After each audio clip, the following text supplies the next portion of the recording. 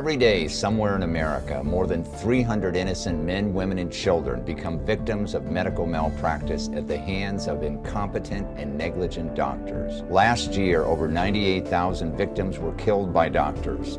More than 4 million victims are permanently injured each year. In this insider exclusive network TV special, Justice in America, Tony Waldrop's story, our news team visits with Tony's lawyer, Lloyd Bell, founder of Bell Law. As we take you inside today's legal system, examining his legal strategies, and in vivid detail showing you the often heartbreaking stories of medical malpractice cases like Tony Waldrop's. This was Tony Waldrop in 2009. Later that year, Tony, a Vietnam vet, was treated at a VA hospital for a tumor on his face that was found to be cancerous. It was successfully removed. A few years later, in May 2013, Tony got another tumor on a different part of his face, just in front of his right earlobe.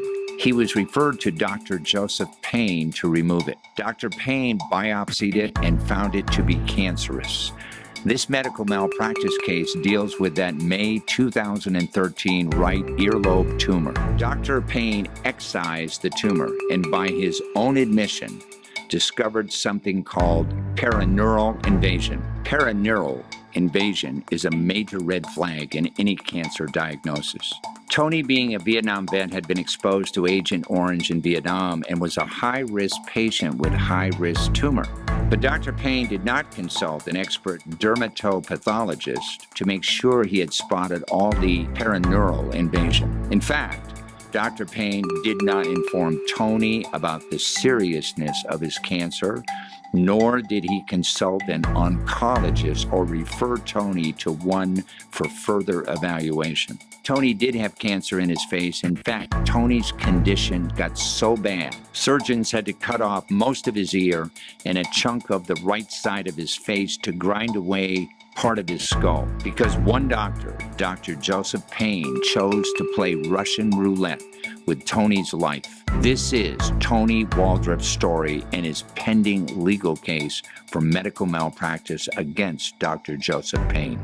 This is the Insider Exclusive, live from Atlanta, Georgia.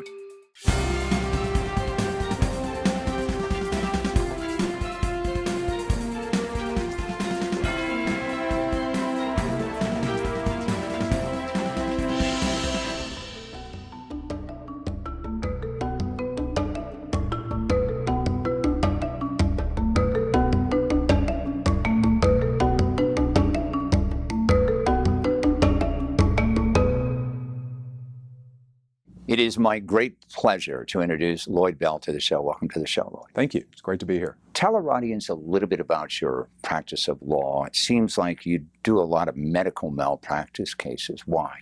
I do a lot of medical malpractice cases. I've been practicing now for about 20 years, and I come by it rightfully. My father was a doctor. He was also a lawyer, and he sort of opened me up to the need for medical malpractice lawyers who are willing to take on these cases. These cases are extremely challenging, they're expensive, and they require a specialized interest in medicine. And on a more personal level, my brother was a victim of medical malpractice. He was a service member, and he served in Iraq, he served in Afghanistan, and was exposed to the chemicals in the atmosphere, and he developed lung cancer. And he came back to the States, and it was not diagnosed by the Veterans Administration for many, many months. They didn't give him the appropriate tests. And at the age of 53, he died of lung cancer. Medical malpractice is very personal to me, and I'm very committed to the victims of malpractice and trying to help them obtain justice. I had read about some of the chemicals that some of the soldiers were exposed to in Iraq.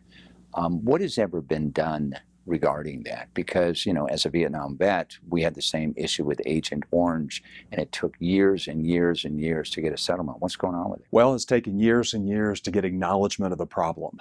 And we've heard Vice President Biden's son had a similar experience being exposed to these chemicals. My brother served in Afghanistan, and the camps are set right up beside these pits where they burn every form of garbage, plastic, dead animals, fuel, you name it. And it creates this chemicals that wafts over the camps and affects people's lungs. So the first step is awareness and getting people to acknowledge the problem. And for whatever reason, there's been resistance by the Veterans Administration to connect all these young people who are having chronic lung problems, many of which develop into cancer, to the problem of the burn pits. Why is that the case? I'm sure a big part of it is financial. If they acknowledge that they've caused this problem, then they have to accept accountability to address it financially for the victims, the families who have been affected by this. And it still hasn't been resolved. There's more awareness about it. I understand that there is a movement to try and reduce the number of burn pits, put them further away from the camps. Hopefully they will eliminate this entirely and find a better solution to dispose of garbage and not expose our service members to this kind of hazard. Today we're here to talk about another veteran, a Vietnam veteran. His name is Tony Waldrop. He has a case that you're representing him in. Tell our audience a little bit about the facts of the case. Certainly.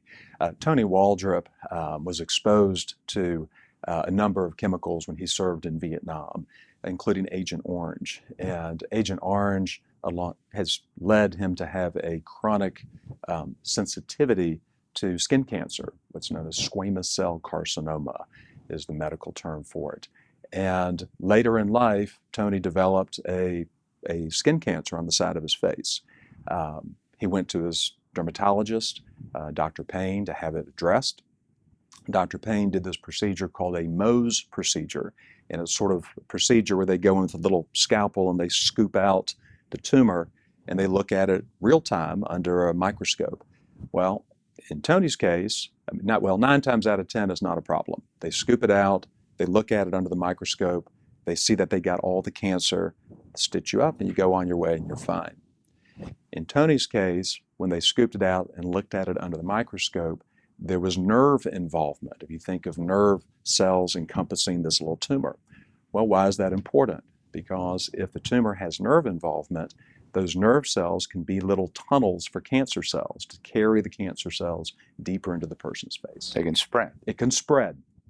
And the patient is at an increased risk of recurrence in the cancer spreading. And that's exactly what happened to Tony. The doctor should have referred Tony off to an oncologist, a cancer specialist, to have radiation and kill all the cancer cells. Instead, the dermatologist just sent Tony on his way. And sure enough, about 6 months later, he came back to the same dermatologist with a bump in the same place. The doctor cut it out, did not realize that it was the cancer. He thought it was just an infection. So he cut it out, stitched it up, sent Tony on his way. Tony comes back about a month later. It has recurred on the side of his face. And by the time he's finally diagnosed, the cancer has burrowed deep inside of his face, in fact, into the bone, into the deep tissues. And Tony had to have his entire half of his face removed, including his ear, skin grafts, and has suffered terribly because of it. What did Dr. Payne do wrong? Dr. Payne did not send Tony to the specialist to have it looked at and have it radiated. He didn't even notify Tony of this problem. He did not. He never spoke to Tony about it. He never told Tony that he was at an increased risk.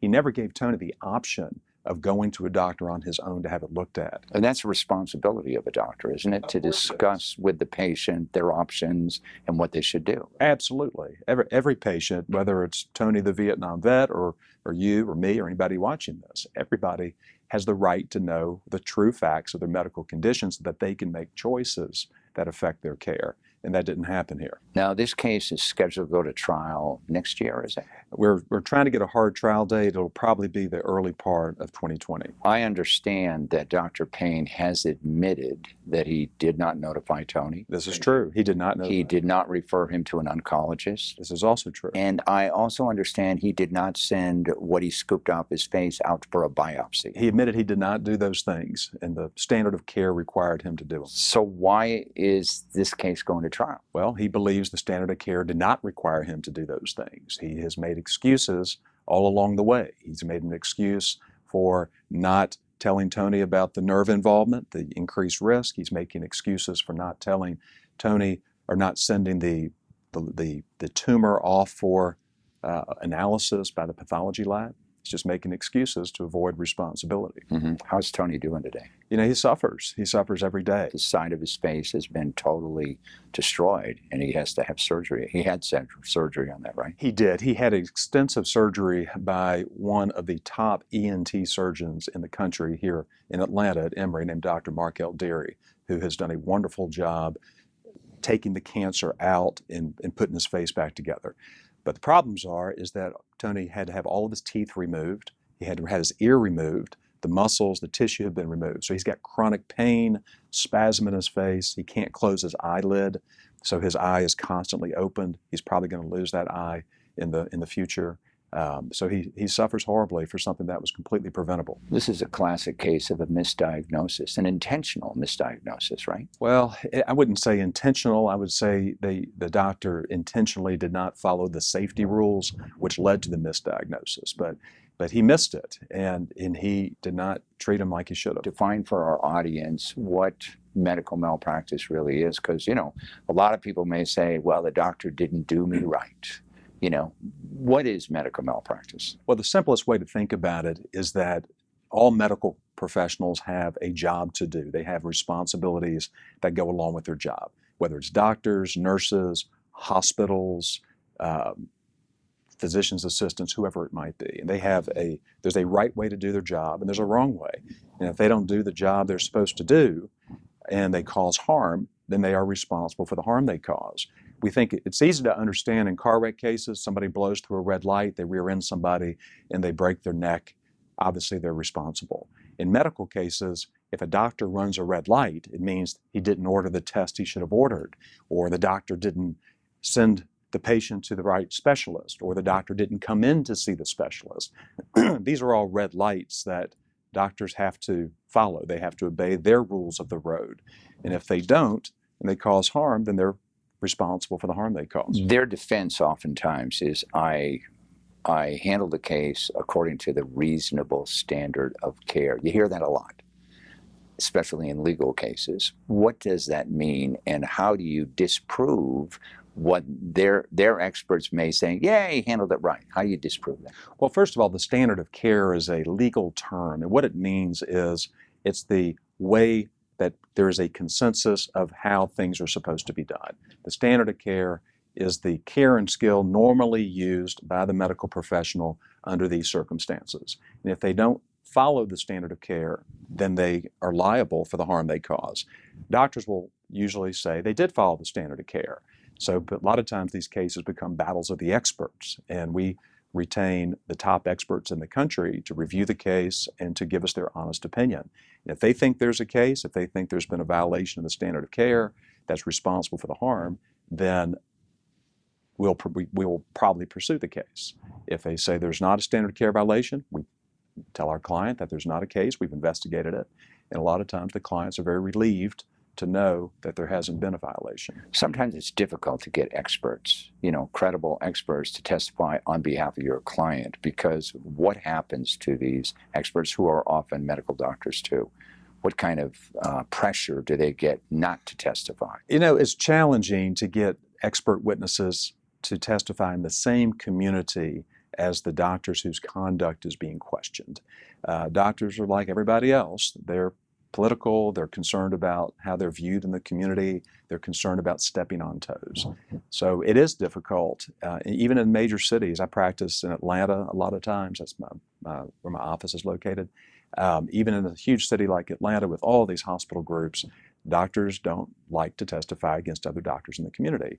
That's not a problem, because we go outside the community. We'll go to Boston, we'll go to South Carolina, Florida, wherever we can find the best experts who are available to review the case.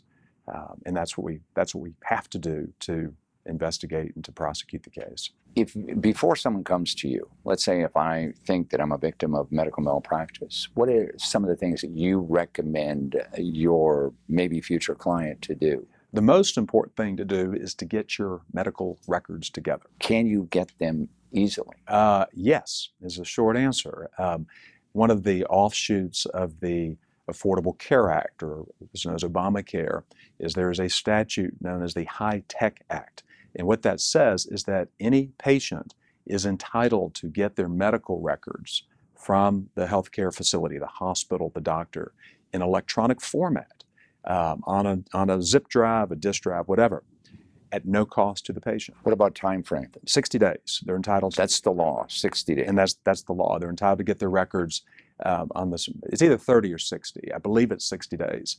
And a lot of the facilities aren't familiar with high tech, so we have to do some education to make sure they understand what the law is. But the law entitles a patient to get their records. That's the most important place to start, because the records tell the story of what happened. But sometimes records are altered, aren't they? I've seen it happen too many times to count, unfortunately. Okay. Should you make a report internally to the hospital? Well, if we see that the records have been altered, there are different ways to handle it depending on the situation. If we're in a lawsuit and we discover that records have been altered, that becomes obviously a part of the claim, a part of the lawsuit.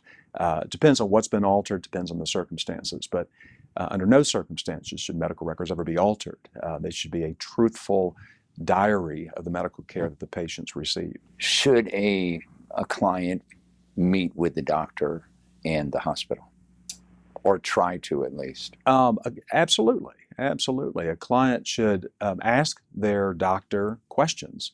They should ask her, what happened? Why did my loved one not wake up from this surgery?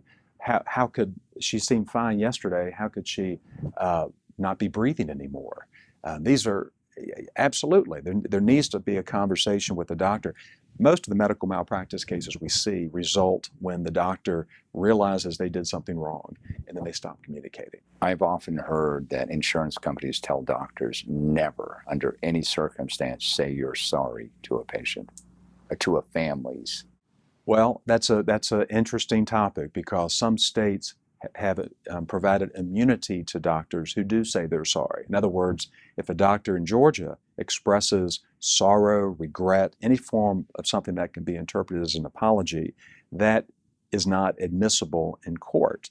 And the idea is to encourage communication and encourage apology, because from the doctor's point of view, it makes sense. A doctor doesn't want to apologize to a patient to make them feel better if they don't, and then have that come back and bite the doctor in court if the doctor doesn't think they did anything wrong. Sometimes, just as part of being a human being, you might express regret and sorrow in connection with the patient, even if you think you haven't done anything wrong. Even if you haven't done anything wrong, you may still say, I'm very, very sorry that your husband has passed or your wife has passed.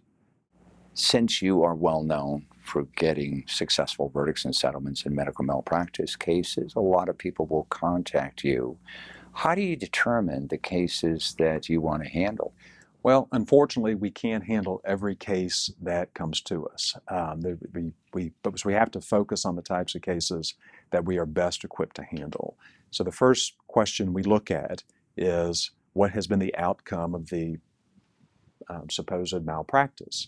Unfortunately, it has to be a catastrophic injury or a wrongful death. So that's the starting place. What's been the outcome? We see a lot of cases of medical malpractice where the potential client will approach us and explain a horrible situation they've been through, but if they've had a full recovery, that's not a case, unfortunately, we can take on. So we look at the injury, and then we get the medical records, and then we examine the medical records. We have a medical staff that's available to us to review the records, and we kind of put on our Sherlock Holmes hats and start investigating and start digging, and then we go through that process. We tell our client every step of the way what we're discovering, and then ultimately we have to make a decision. Is there malpractice? If yes, is it a case that we can proceed? And if it's not, we have a wide network of attorneys we refer cases to. But if it's a case that we take on, then obviously we'll bring all our resources into that case. Good. Well, good luck with this case, and thank you for being on the show. Thank you for having me. It's been a pleasure. Thanks for joining us. You can get more information about our guest and the issues at insiderexclusive.com.